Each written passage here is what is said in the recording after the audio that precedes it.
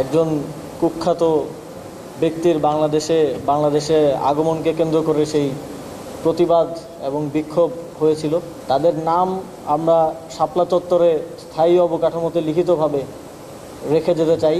সেই শহীদদের স্বীকৃতি দিতে পেরে এবং আমাদের স্থানীয় সরকার পল্লী উন্নয়ন সমবায় মন্ত্রণালয়ের পক্ষ থেকে একটা ছোট্ট উপহার দিতে পেরে আমরা গর্বিত অনুভব করছি এবং একই সাথে সারা দেশের মানুষ যেন এই শহীদদের আর কখনো ভুলে না যায় সেজন্য একটি ছোট্ট উদ্যোগ নিতে পেরে আমরা গর্বিত অনুভব করছি।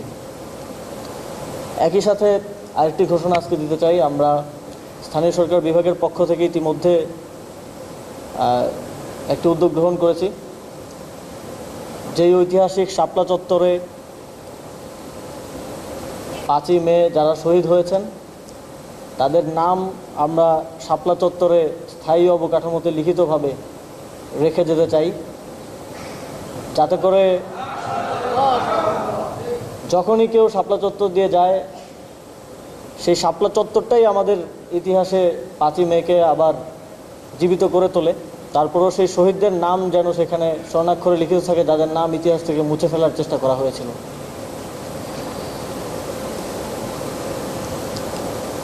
আসলে একটি জাতির পরিচয় বহন করে যে সেই জাতিটা কিভাবে তার শহীদদের স্মরণ করে তার উপরে ভিত্তি করে।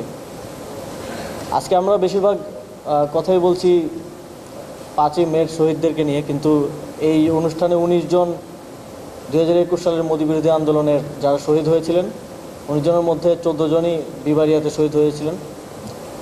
তাদেরকেও আমরা স্বীকৃতি দিচ্ছি এবং তাদের পরিবারকেও আমরা আমাদের পক্ষ থেকে সামান্য উপহার দিচ্ছি।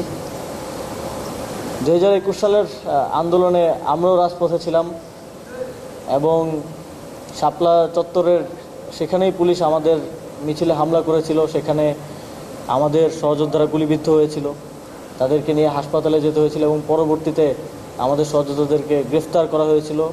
অনেকে এখানেও আছেন যারা গ্রেফতার হয়েছিলেন এবং জেল জুলুমের শিকার হয়েছেন। আমাদের নামে মামলা ছিল, এই সরকার দায়িত্ব গ্রহণের পরে আমার নিজের নামেও মামলা ছিল, সেটা উইথড্র করা হয়েছে।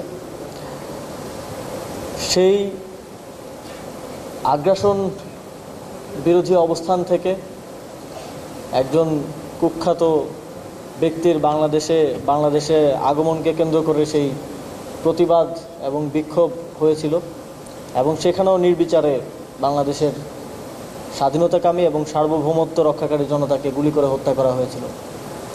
আমরা তাদেরকেও আজকে শ্রদ্ধাভরে স্মরণ করতে চাই এবং আগামীর বাংলাদেশের ইতিহাসে যেন তারা স্বর্ণাক্ষরে তাদের নাম লিখিত থাকে সেটা নিশ্চিত করতে চাই। ইতিমধ্যেই এই উদ্যোগ যখন আমরা গ্রহণ করছি, যখন এটা নানাভাবে অনেকেই জানতে পারে, নানাভাবে এই উদ্যোগকে বাধাগ্রস্ত করার চেষ্টা করা হয়েছে এবং সামনেও হয়তো আজকের এই অনুষ্ঠানের পর আপনারা দেখতে পাবেন যে নানাভাবে এই উদ্যোগকে করার চেষ্টা করা হবে। আপনারা ভালো করে জানেন এবং আমরা সবাই জানি যে কারা সেটা করবে। পরাজিত ফ্যাসিবাদী শক্তি নানাভাবে এই উদ্যোগের বিভিন্ন বিষয় নিয়ে প্রশ্ন তোলার চেষ্টা করবে।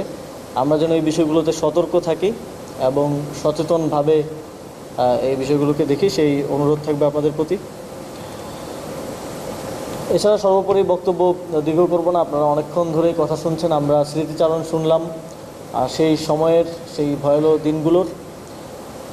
শুধু এতটুকুই প্রত্যাশা রাখি যে সামনের দিনগুলোতেও যেন আমাদের বাংলাদেশের ইতিহাস গড়তে, বাংলাদেশের স্বাধীনতা সার্বভৌমত্বকে টিকিয়ে রাখতে এবং গণতান্ত্রিক আন্দোলনে যারা শহীদ হয়েছেন ভবিষ্যৎ বাংলাদেশও যাতে তাদেরকে যেই নেতৃবৃন্দই আবার সরকারে আসুক, ভবিষ্যৎ বাংলাদেশেও যাতে তাদেরকে সর্বোচ্চ সম্মান এবং শ্রদ্ধার সাথে স্মরণ রাখা হয়।